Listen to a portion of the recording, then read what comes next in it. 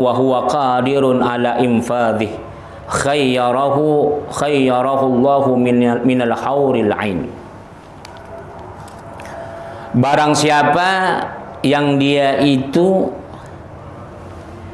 punya tingkat emosi yang tinggi, yang dia pemarah, wa huwa qadirun, tapi dia mampu ala infadhihi, menahannya. Dia bisa marah tapi dia tidak mau gunakan marahnya.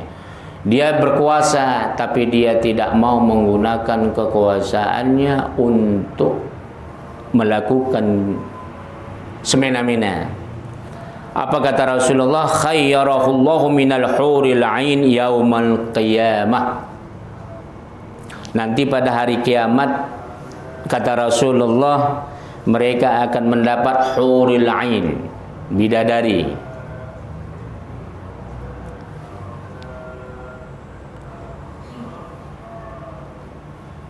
Orang-orang yang Allah anugerahkan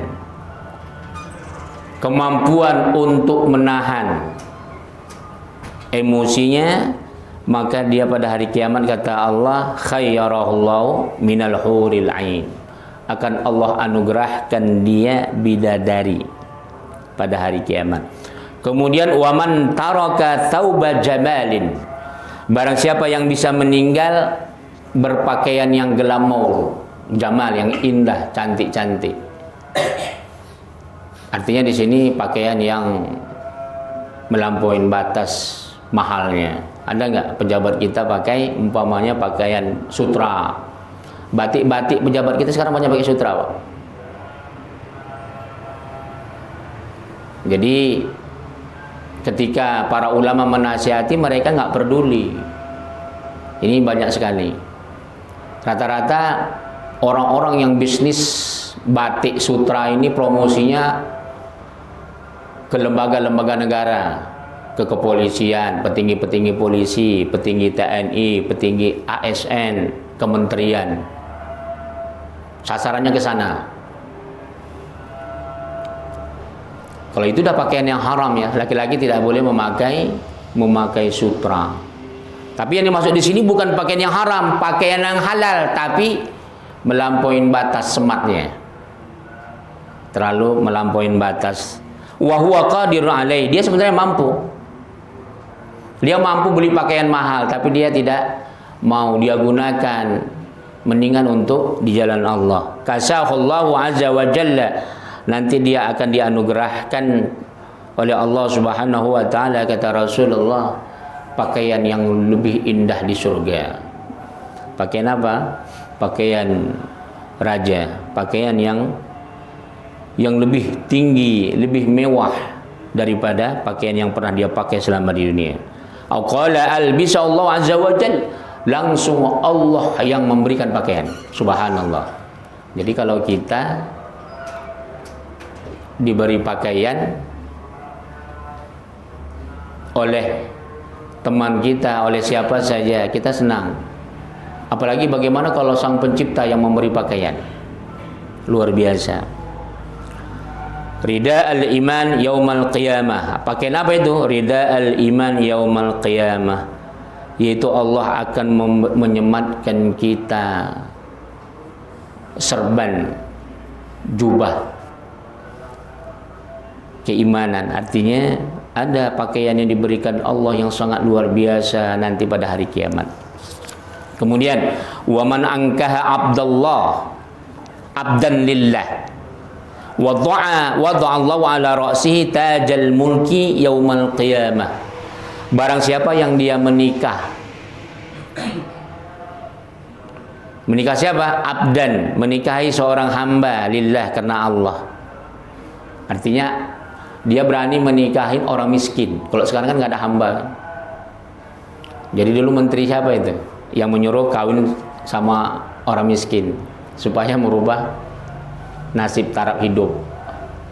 Kalau di negara-negara maju bukan dari perkawinan kalau mau merubah taraf hidup, tapi adalah manajemen kenegaraan, sistem negara. Kita katakanlah di Israel, kita katakanlah umpamanya di Abu Dhabi, di Saudi, Oke lah, kalau itu mereka memang kalau di Saudi itu kayaknya karena memang punya harta dari tanah minyak. Kita katakanlah Israel. Israel itu kan tandus itu, Pak.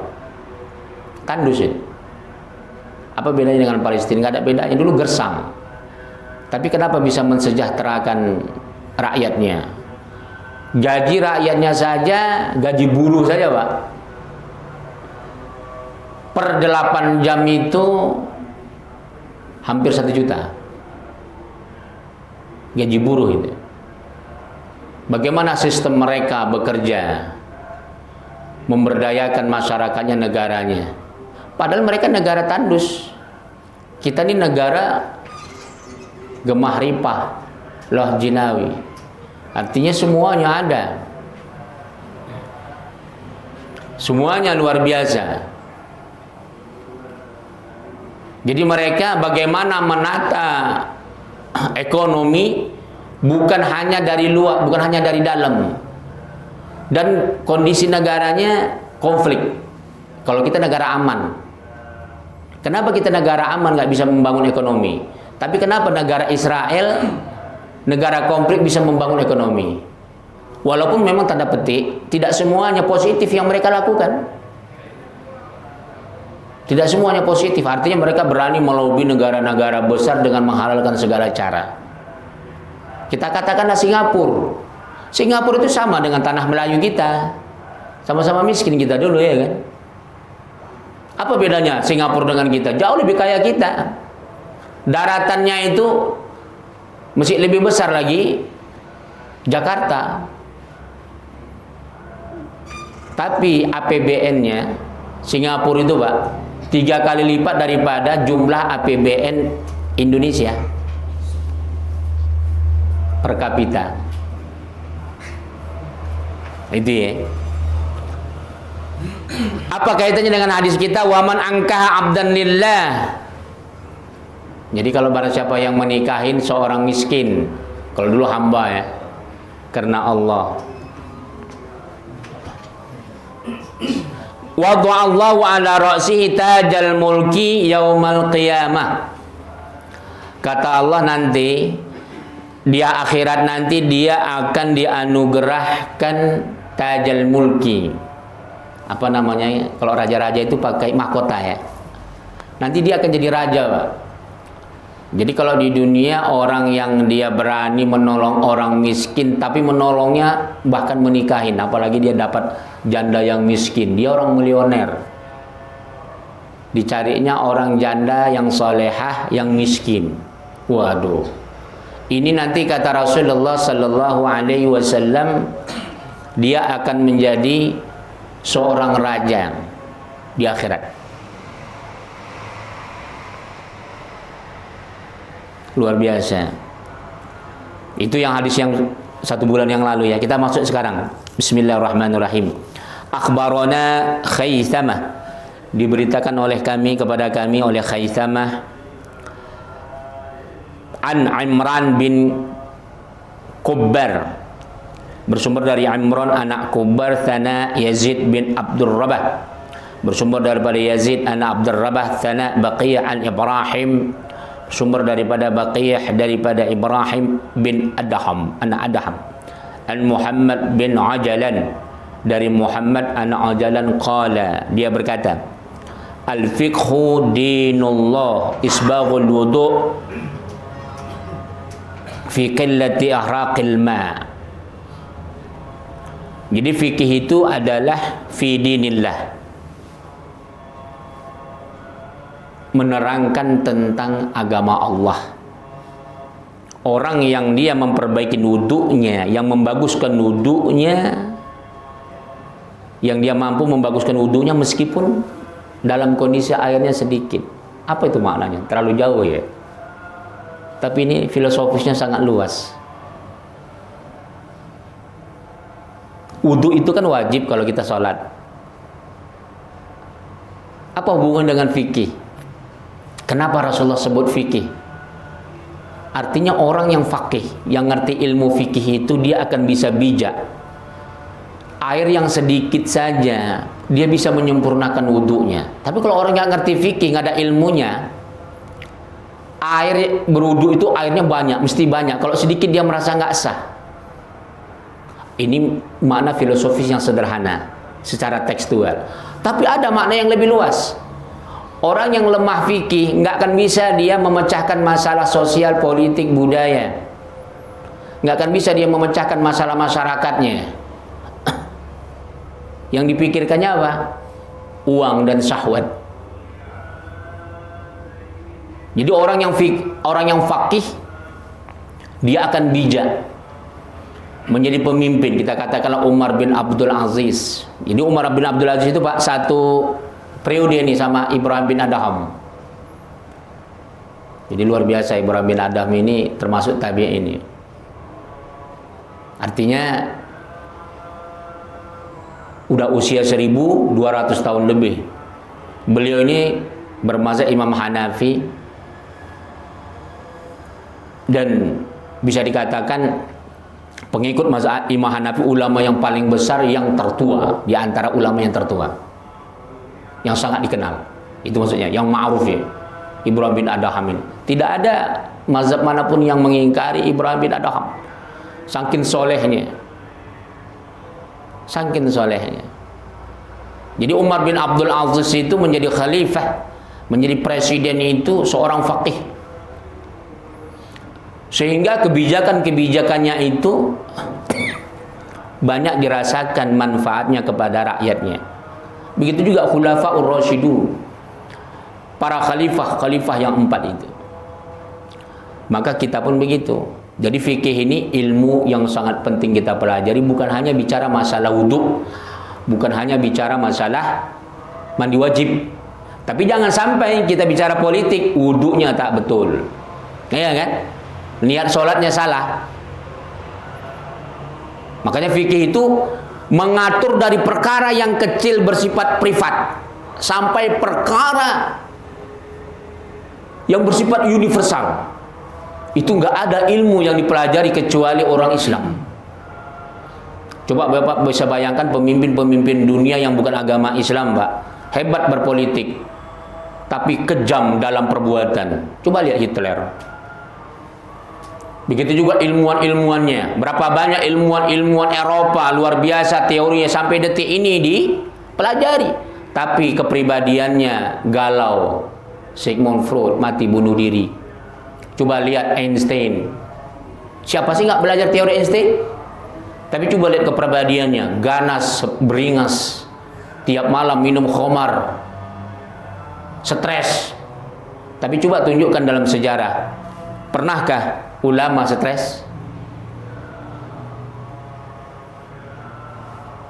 Ada nggak ulama mati bunuh diri? Yang bergelar ulama ya, bukan orang yang pakai jubah. Kalau di Indonesia ini kan semua dibilang kiai, kalau udah pakai jubah ya kan, dukun pun pakai dibilang kiai. Ya. Dalam perjalanan sejarah tidak ada ulama yang kaya. Kalaupun ada yang kaya, seperti Ibrahim bin Adham, dia memiskinkan dirinya.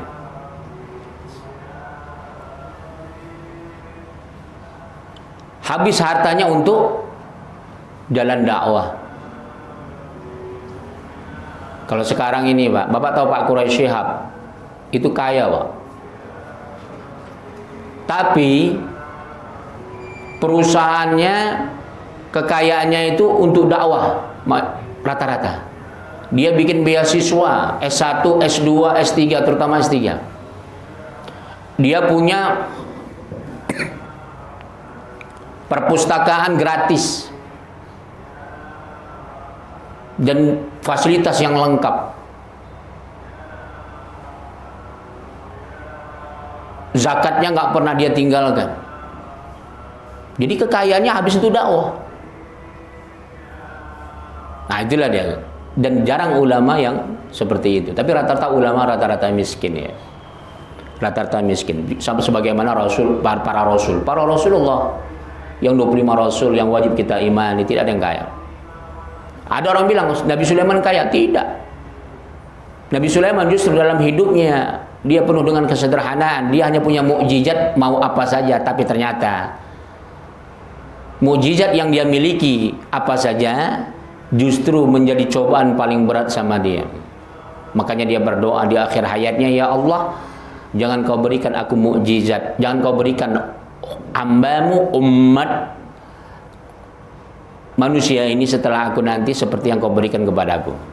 Kenapa? Manusia kalau diberikan dia kesenangan, apa saja bisa digunakan, apa saja dia bisa lakukan, pasti dia akan terjerat.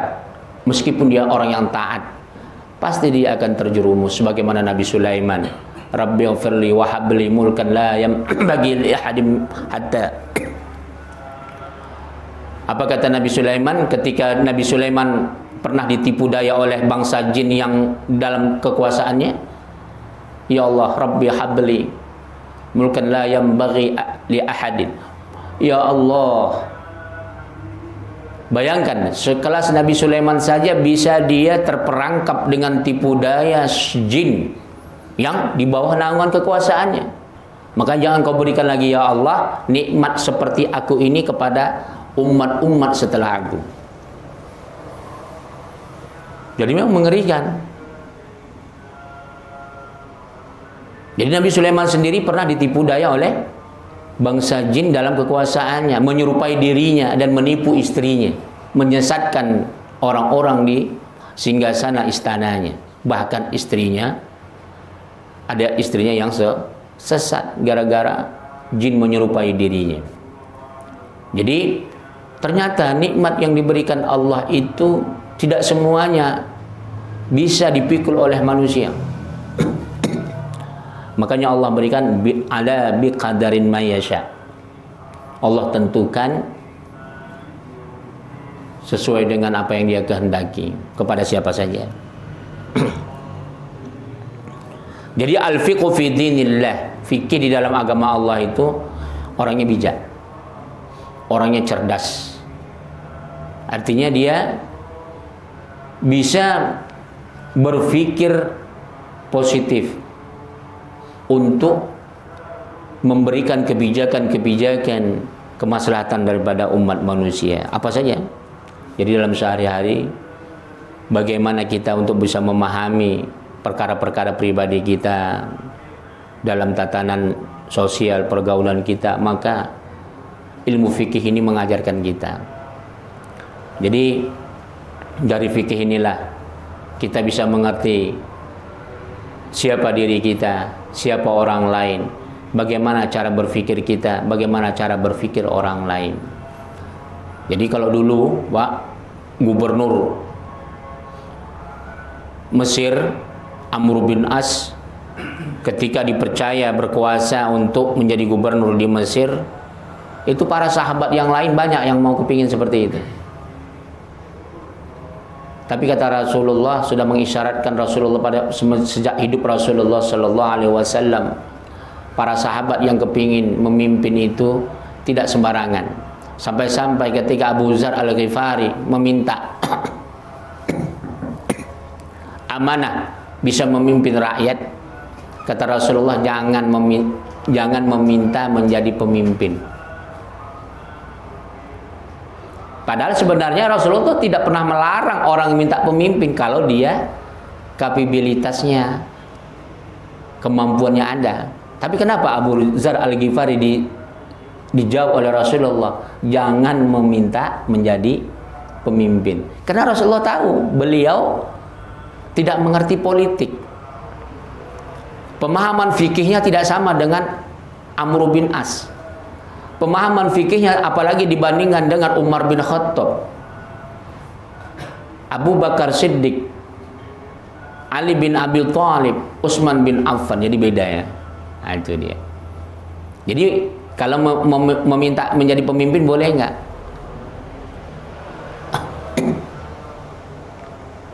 Maka di dalam perjalanan sejarah peradaban Islam boleh. Coba lihat Muawiyah berebut kepemimpinan dengan Imam Ali, Muawiyah, iya kan? Itu berebut kepemimpinan. Coba lihat bagaimana Nabi Allah Yusuf, Allah berikan dalam Al-Quran Wa qala al-maliku tuni. Itu silahkan lihat tafsirnya bagaimana dalam Al-Quran. Itu beliau ketika mau diberikan jabatan menteri, dia tolak, tapi dia minta sebagai menteri yang khusus menangani bulog. Artinya dia minta dalam ayat itu. Maka dalam Al-Quran diperbolehkan, tapi dengan syarat Nabi Yusuf meminta karena kapasitas dia mampu untuk itu. Maka kalau kita nggak mampu, jangan coba-coba daftar anggota DPR, ya kan? Akhirnya jual tanah, jual ini segala macam, habis. Nggak jadi DPR. Ini banyak kejadian. Nggak mampu berpolitik, berlagak politik. Begitu juga kiai-kiai, ulama-ulama, kalau dia nggak ngerti politik, jangan ngomong politik. Ini bahaya, berbahaya. Nah, itulah dia. Maka fikih ini harus disandingkan dengan ilmu-ilmu di luar syariat. Seperti apa? Filsafat. Kalau dia mau menjadi lebih bijak lagi, maka fikih itu akan beku dia. Kalau dia alpa, dia itu lalai, tidak bisa memahami ilmu-ilmu yang lainnya. Sebaliknya, orang yang hebat ilmu politik, ilmu filsafat, ilmu sosiologi, ilmu psikoanalisis dan sebagainya, atau dia ahli riyadhiyat, matematik dan sebagainya, maka dia pincang. Jadi Rasulullah mengingatkan kita ilmu fikih ini penting tanpa ada batas waktu. Jadi kalau dulu, Pak, dulu orang-orang tua dulu waktu masa-masa saya kecil, Pak, udah beruban tuh masih sibuk ngaji fikih. Kemana-mana bawa kitab, Pak. Jadi dulu cuman kitabnya kita Arab Melayu. Saya belum pernah jumpa di Jakarta ini ada orang tua bawa kitab datangi kiai kemana-mana atau pindah-pindah ngajarnya. Belum pernah saya lihat.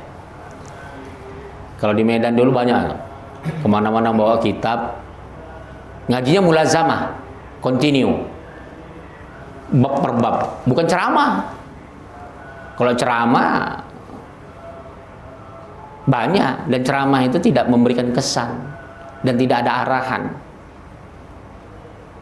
Jadi pentingnya ngaji kitab ini berkah kita. Artinya Bapak sebagai saksi di hadapan Allah, kita membuka kitab Musnad Ibrahim bin Adham, di mana kitab ini, Pak, ulamanya itu sudah 1200-1300 tahun yang lalu. Seandainya Allah hidupkan Ibrahim bin Adham, maka beliau pasti akan meneteskan air mata. Ya Allah, ternyata kitabku yang kutulis bisa bermanfaat sampai Ciracas, meskipun disaksikan hanya beberapa orang. Tapi dakwah kita ini tidak cukup sekedar kita membaca kitab di mushola, di masjid, tapi kita realisasikan melalui apa? YouTube. Kita realisasikan dengan apa? Organisasi. Ilmu yang kita baca ini kita gunakan organisasi sebagai thariqah untuk kita membela kepentingan umat, ya.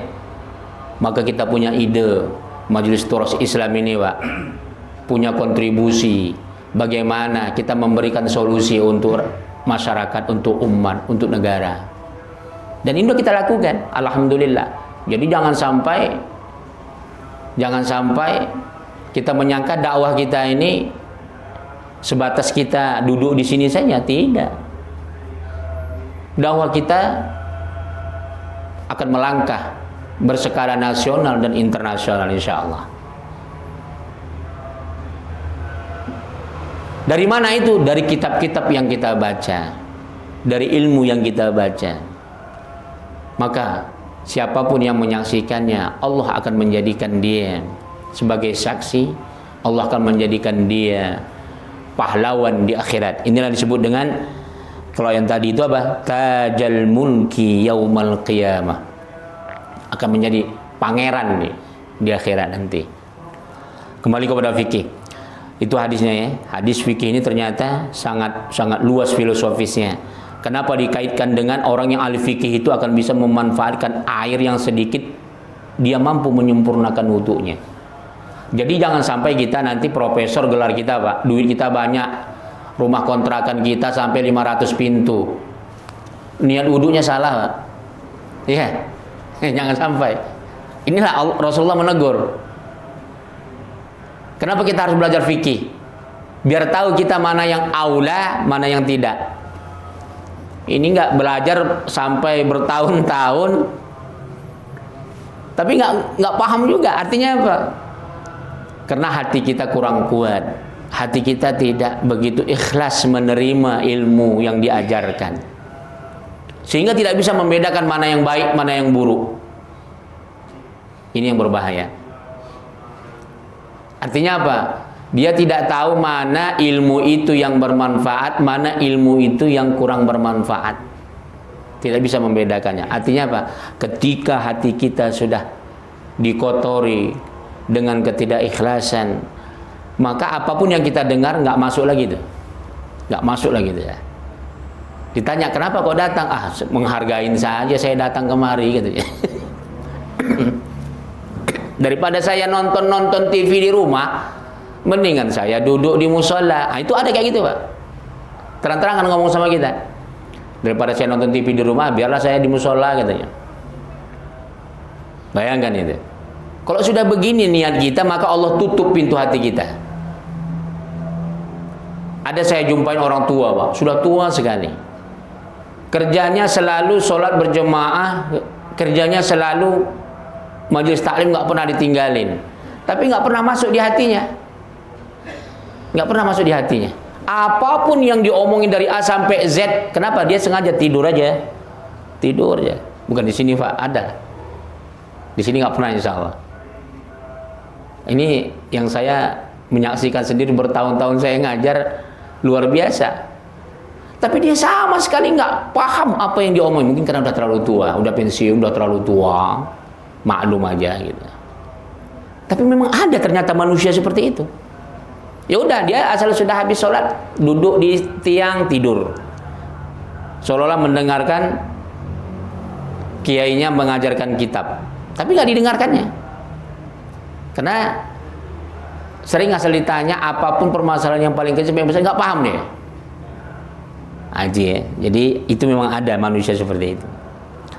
Kita teruskan. Akhbarana Sa'id bin Uthman, diberitakan kepada kami oleh Sa'id anak Utsman wa Ibrahim bin Muhammad qala, dan Ibrahim anak Muhammad, keduanya berkata, Sana Abdullah bin Sulaiman, bersumber daripada Abdullah bin Sulaiman, Sana Katsir bin Ubaid, bersumber daripada Katsir bin Ubaid, wa akhbarana Khuthaimah, Sana Imran bin Bakar, Sana Khalid, bersumber daripada Khuthaimah memberitakan kepada kami oleh Imran anak Bakar, bersumber daripada Khalid anak Khala, bersumber daripada Baqiyah an Ibrahim bin Adham, bersumber daripada Ibrahim bin Adham an Muhammad bin Ajalan qala, bersumber daripada Muhammad anak Ajalan.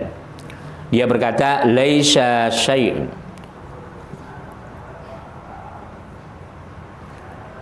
asyaddu 'ala syaitan min 'alimin in takallama bi'ilmin. Tidak ada yang paling menakutkan oleh setan, kata Rasulullah, daripada orang-orang yang berilmu, orang alim ini. Dia itu setiap bercakap pasti berkata-kata dengan ilmu, pasti bercakap masalah ilmu. Makanya kalau ada kita berkumpul di mana saja, kita menggosip atau kita berbicara yang bukan ilmu, itu setan suka.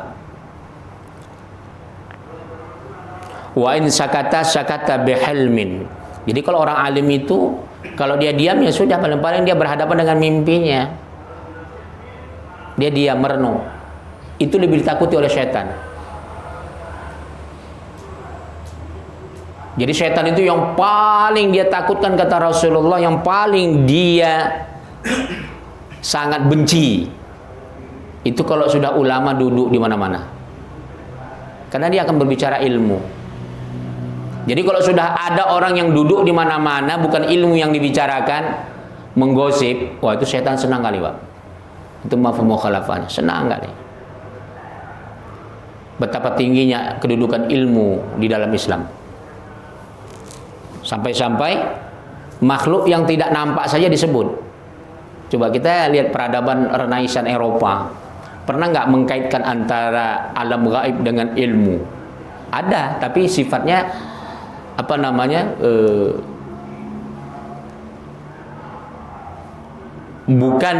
Bukan ada hubungan antara makhluk itu dengan manusia yang memiliki ilmu, atau makhluk itu takut dengan orang alim. Itu tidak pernah diajarkan itu. Jadi kalau teori filsafat ma wara'at tabi'ah, artinya yang supranatural, yang ini tetap ada dikaji dalam filsafat, tapi tidak berkaitan dengan sebuah motivasi bahwasanya alam gaib itu akan takut dengan manusia yang berilmu. Artinya kita langsung dibentangkan oleh Allah dan Rasulnya kehebatan orang Islam itu sampai seperti itu. Orang Islam, Pak, nggak perlu dia belajar supranatural, nggak perlu dia mesti dimasukin oleh bangsa jin badannya sampai dia harus tahu alam gaib, nggak perlu. Sudah diajarkan bahwasanya engkau itu berdampingan dengan makhluk gaib, engkau itu berdampingan dengan syaitan. Kalau engkau punya ilmu, maka syaitan akan takut dengan engkau. Adil. Jadi sudah diajarkannya.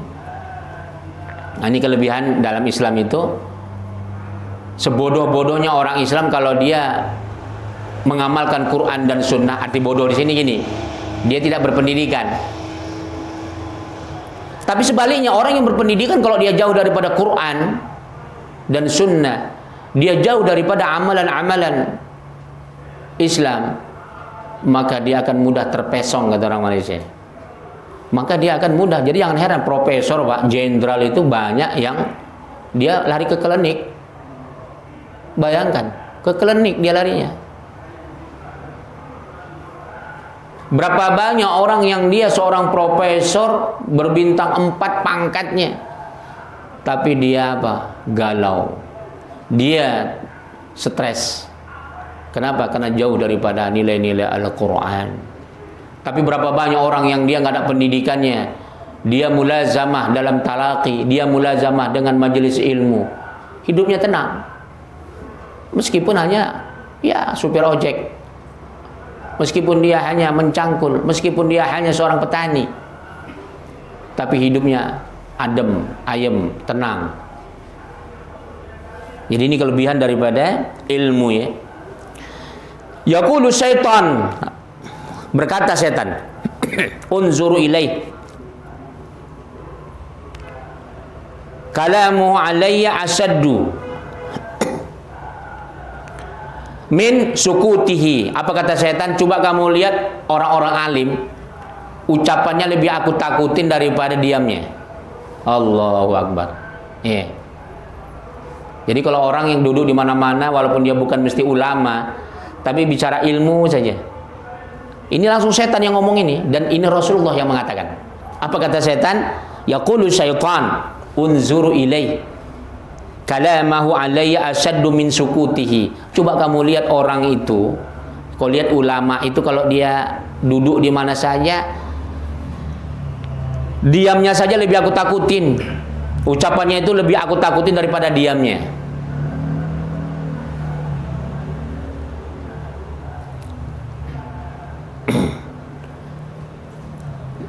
Jadi setan itu dalam sebuah riwayat lain bahwasanya tidurnya orang alim saja lebih ditakutin daripada abid yang lagi beribadah.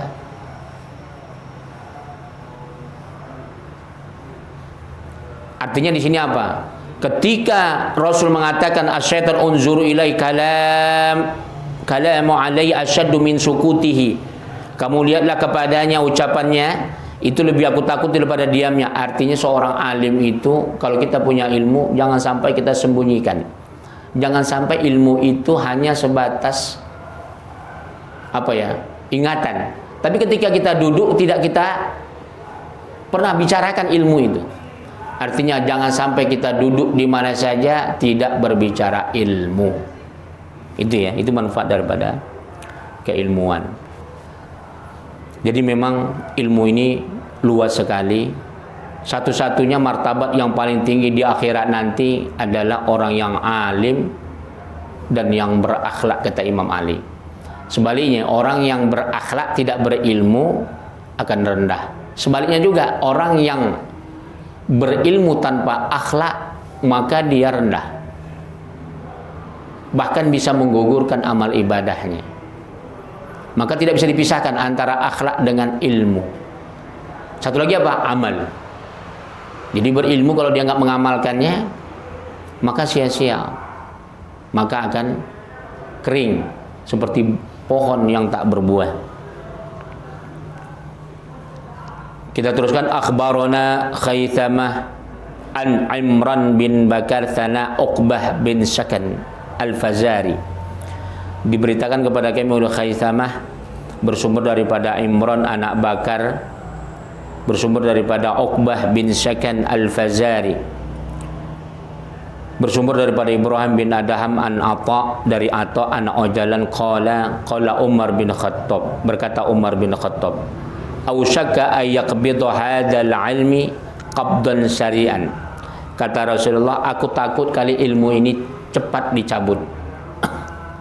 Faman kana ya'lamu 'indahu min syai', barang siapa yang dia mengetahui tentang itu, falyantiruhu ghairul ghalifi la aljafa anhu, maka ilmu itu jangan disembunyikan, coba kamu harus sebarluaskan. Percayalah, itu ghairul ghali, tidak sia-sia, tidak rugi. Lal jafa anhu, tidak kering, artinya tidak ada yang rugi kita menyebarkan ilmu. Karena kalau ilmu itu tidak pernah kita ajarkan, tidak pernah kita sebarkan, atau kita memang enggan untuk menyebarkan ilmu, maka inilah yang kata Rasulullah, aku takut nanti ilmu itu, kata Rasulullah, akan dicabut. Yaqbidu hadzal ilm qabdan syari'an, dicabut dengan cepat. Tahu maknanya, Pak? Artinya anak kita udah nggak ngerti agama lagi, yang dikejar ya udah ilmu-ilmu eksakta, sudah nggak mau lagi duduk di madrasah. Maka itu ciri-ciri daripada Allah mencabut ilmu dengan cepat. Jadi bukan hanya kematian ulama. Jadi kalau dalam hadis lain, ilmu itu akan hilang dengan sebab kematian ulama, tapi dalam hadis ini bukan. Artinya kita gengsi duduk di majelis ilmu, atau sebaliknya, kita duduk di majelis ilmu tapi kita tidak mau mengambil keberkahan majelis ilmu, tidak mau menghormati ilmu, maka ini akan hilang. Maka di sini kata Rasulullah, ayyaqbidha aw syakka ayyaqbidha hadzal ilmi qabdan syari'an. Aku takut, dikhawatirkan nanti apa? Ya udah, Allah akan cabut ilmu dengan cepat.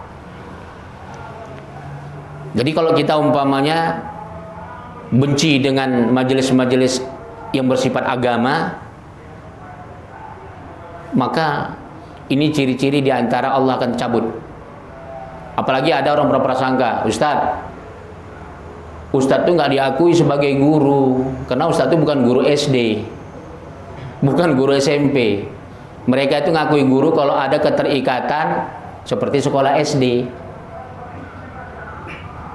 Yang dikatakan guru itu yang formal, ya nggak apa-apa, bagus. Maka coba direnungi dalam surah Al-Fussilat ya. Kata Allah dalam surah Al-Fussilat, wa man ahsanu qawlan mimman da'a ilallah wa amila salihan wa qala innani minal muslimin.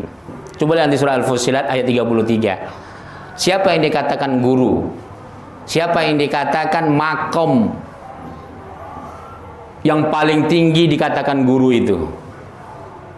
Orang yang menyampaikan waman ahsanu, siapa yang terbaik ucapannya, siapa orang yang lebih tinggi makom yang berhak disebut guru itu? Apa? Mimman da'a ilallah, orang yang mengajak umat ke jalan Allah. Sekolah formal itu baik. Bapak sekolah SMP, SMA, SD, berapa persen ngajak di jalan Allah? Berapa persen ngajak di jalan Allah, mengajarkan niat, wudu, akhlak? Berapa persen? Maka kata Allah, itu ulama. Ini enggak Ustadz enggak diakui di kampung ini sebagai guru karena bukan guru SD. Ya enggak apa-apa, bagus sekali. Bersyukur kita. Saya bersyukur sekali mereka nggak ngakui guru. Ya nggak apa-apa, bertahun-tahun belajar sama saya nggak ngakuin guru. Syukur kali, senang sekali saya. Nanti ketika sakaratul maut dan hari kiamat baru dia tahu siapa yang dikatakan gurunya, ya. Wa amila salihan wa qala innani minal muslimin. Dan dia melakukan apa? Mengajak ke jalan beramal yang saleh. Jadi kalau menurut pemahaman dia, yang dikatakan guru itu adalah guru SD, guru SMP, guru SMA, alhamdulillah, syukur kali lah. Nanti di hari kiamat, apa kata Allah? Kau cari dari mana kau tahu sholat. Disebutnya lah gurunya yang ngajarkan sholat, ditolak. Kenapa? Dulu selama di dunia nggak kau akuin dia gurunya. Kau cari guru yang kau akuin, guru SD. Dicari guru SD, pernahkah dia ngajarkan sholat, ngajarkan akhlak? Nggak pernah. Maka tertolak amal semua ibadahnya. Tak dapat dia syafaat. Maaf, 100 tahun dia belajar dengan ulama, nggak punya adab dengan guru dan ulama, sakratul maut sampai kiamat ditolak syafaat untuk dirinya. Demi Allah, tertolak. Nggak akan dapat syafaat dia, mati-mati yang dia minta syafaat. Kenapa? Karena dia telah menanamkan kebencian sama gurunya, telah menanamkan kebusukan hatinya kepada gurunya. Tidak akan dapat syafaat. Kata Allah, kau kejar yang kau anggap guru itu. Maka ketika dia mengamalkan kebaikan-kebaikan yang nggak dapat, yang dia kejar, tertolak semuanya. Kenapa? Karena sudah gurunya disakitinya. Orang yang menyakiti guru sampai kiamat nggak akan pernah dia bahagia. Percayalah. Itu dah janji Rasulullah. Tahu sahabat dulu level. Kenapa lebih banyak nama Khulafaur Rasyidin disebut sampai detik ini? Kenapa ada 100 orang sahabat yang selalu disebut namanya? Padahal sahabat itu ribuan. Jadi dulu zaman Rasulullah pun ada gitu Pak, orang munafik. Duduk sama Rasulullah belajar agama, seolah-olah dia mengikuti, tapi ternyata apa? Di belakang dia menjelek-jelekkan Rasul. Itu Allah abadikan dalam Al-Quran. Perang Tabuk, 3 orang munafik, itu baru 3 orang, belum lagi yang lainnya. Itu yang paling kerasnya itu. Dia duduk dalam majelis ilmu Rasulullah, tapi di belakang apa? Menjelek-jelekkan Rasulullah. Di belakang apa? Berkhianat dengan Rasulullah Sallallahu alaihi wasallam. Itu Allah abadikan. Makanya ketika Rasulullah meninggal dunia, tahu Pak apa yang terjadi? Berapa banyak orang-orang munafik yang mengeluarkan zakat, sampai Abu Bakar Siddiq memerintahkan untuk memerangi. Padahal hanya hitungan bulan Rasulullah wafat. Artinya Allah tunjukkan ribuan sahabat dulu, nggak semuanya yang saleh. Bayangkan ketika perang Hunain, perang Tabuk, ketika perang Uhud, Allah nampakkan bagaimana sahabat-sahabat yang di depan Rasulullah manis, tunduk, bersimpuh, tapi ketika diajak jihad keluar munafiknya, keluar busuk hatinya, keluar kotoran hatinya. Coba lihat perang Uhud, sampai paman Rasulullah meninggal dunia. Bayangkan orang soleh meninggal dunia gara-gara pengikutnya punya busuk hati. Begitu juga perang Hunain yang selalu saya ulang-ulang dalam majelis ilmu. 12.000 umat Islam bisa kalah dengan 4.000 orang kafir Quraisy. Padahal yang memimpin perang adalah Rasul. Padahal yang memimpin perang adalah para wali Allah. Kenapa? Karena ada pengikutnya yang hatinya busuk. It'ajabatkum kathratukum, kata Allah. Ternyata pengikut Rasulullah, pengikut para wali-wali Allah, itu hatinya ada yang ujub, merasa bangga. Bayangkan ujub saja dilarang di dalam berjuang di jalan Allah. Akhirnya perang Hunain yang pertama itu kalah Pak. 12.000 umat Islam kalah dengan 4.000 orang. Kenapa? Allah nggak suka. Meskipun engkau berjihad, tapi mesti ada pengikutmu yang hatinya busuk. Mesti ada pengikutmu yang hatinya kurang ajar, nggak tahu bersyukur. Apalagi sekelas kita. Nah, itu dia ya. Jadi mudah-mudahan Allah akan jadi saksikan hidup kita kemana kita melangkah. Sampai dalam hadis sahih. Dalam hadis sahih Rasulullah Shallallahu Alaihi Wasallam, ini hadis diriwayatkan oleh Imam Bukhari, termasuk juga Daruqutni dan Baihaqi. Kemudian juga bersumber daripada Ibnu Hibban. Udah, apa kata Rasulullah? Ahaqqu ma akhadtum alai ajran kitabullah. Tidak ada ganjaran upah yang paling tinggi harus kamu hormati. Kita memberikan ganjaran kepada orang yang mengajarkan agama Allah. Sampai seperti itu Rasulullah mengatakan. Tapi yang terjadi kan tidak. Jadi kalau orang yang pergi ke kampus itu karena dia mau ngejar ijazah. Dari Papua sana pergi ke UIN, saya mau tanya, apakah karena hatinya kepingin duduk di majelis ilmu? Bukan. Karena dia ingin dapat ijazah doktor, dapat ijazah S2, S1 supaya diakui bisa kerja di PNS, atau dia bisa dapat pengakuan di masyarakat orang sarjana. Apa ada seorang dosen mengajarkan dari hati ke hati kepada muridnya? Enggak, dosen itu datang apa Pak, songong Pak. Enggak, kamu kerjakan ini, tulis ini, cari ini. Saya nggak mau tahu, yang penting kamu datang kemari harus bawa hasil. Ada dia mengajarkan dengan hati ke hati. Pernah ada dosen menerima Bapak 24 jam datang ke rumah. Pak dosen, saya mau curhat ini, jam sekian ke rumah. Ada nggak? Iya. Ini Ustadz nggak diakui di kampung ini sebagai guru karena bukan guru SD katanya. La ilaha illallah. Bukan guru SMP katanya. Senang sekali kita, nggak apa-apa. Mudah-mudahan nanti guru SD-nya yang menjadi syafaatnya untuk diri dia, ya kan? Itu dia. Wallahu ta'ala alam bisawab. Silakan, ada pertanyaan.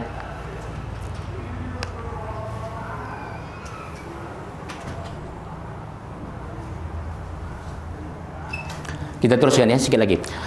Ibrahim bin Adham an Abi Abdullah al-Khurasani wa Abi Bakar bin Asma.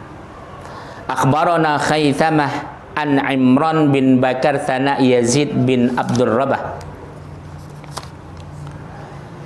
wa Haywa wa Ibnu al-Musaffa qala Abu Abdullah bin Mandah wa akhbarana Al-Hasan bin Abi Al-Hasan. Diberitakan kepada kami oleh Hasan anak Abi Hasan wa Sa'id bin Uthman qala, dan Sa'id anak Utsman, mereka berkata, keduanya berkata, Thana Abdullah bin Muhammad bin Abdul Aziz, bersumber daripada Abdullah anak Muhammad anak Abdul Aziz Thana Abu Nasir, bersumber daripada Abu Nasir At-Tamar Thana Baqiyah an Ibrahim, bersumber daripada Baqiyah anak Ibrahim bin Adham an Abi Abdullah Al-Khurasani, bersumber daripada Ibrahim bin Adham, bersumber dari Abdullah Al-Khurasani qala, dia berkata, qala Imran, berkata Imran bin Khattab radhiyallahu anhu, dia mengatakan apa? Man khafa Allah azza wa jalla lam yasfi ghaizuh. Barang siapa yang dia takut kepada Allah tapi dia nggak bisa mengekang marahnya. Dan jangan sampai ya. Kata Rasulullah, kalau orang yang sudah takut kepada Allah harus bisa dia mengobati amarahnya. Lam yasfi ghaizuh. Lam yasfi ghaizuh. Jadi kalau orang yang takut kepada Allah harus bisa menjadi obat untuk rasa dia takut kepada, untuk menahan kebencian.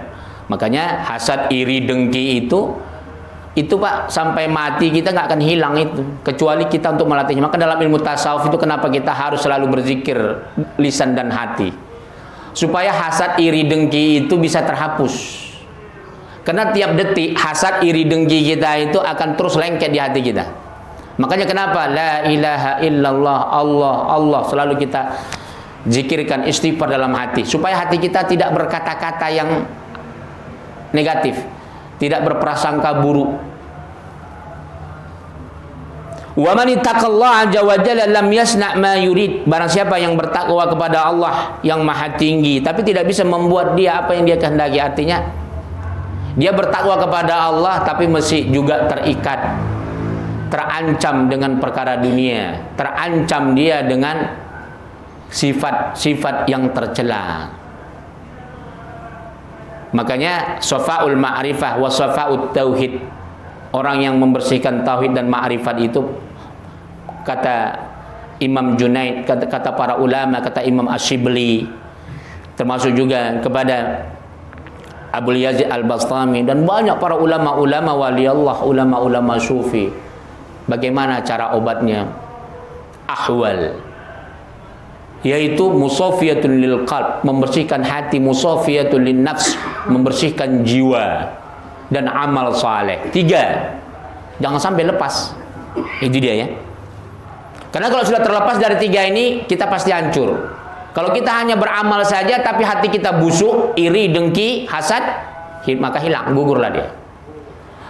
Sebaliknya, kita bersih hati kita tapi nggak pernah beramal saleh, maka rusak.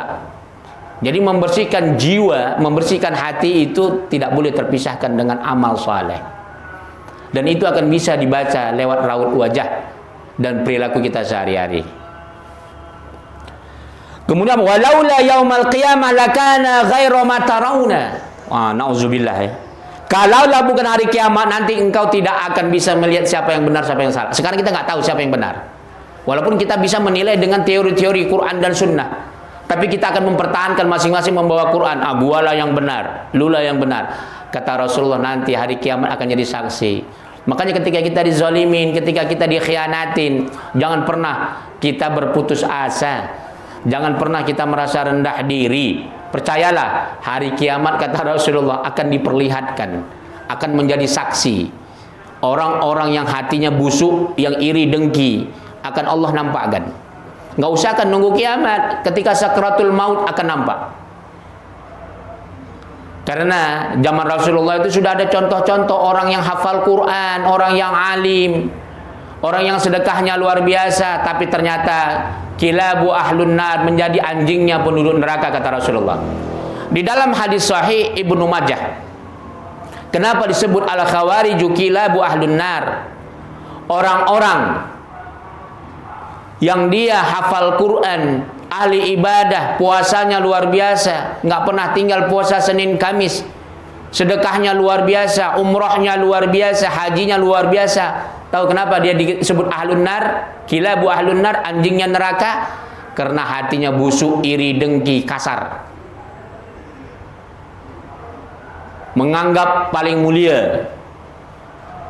Orang yang tidak sama dengan keyakinannya, dia anggapnya orang yang tercela, hina.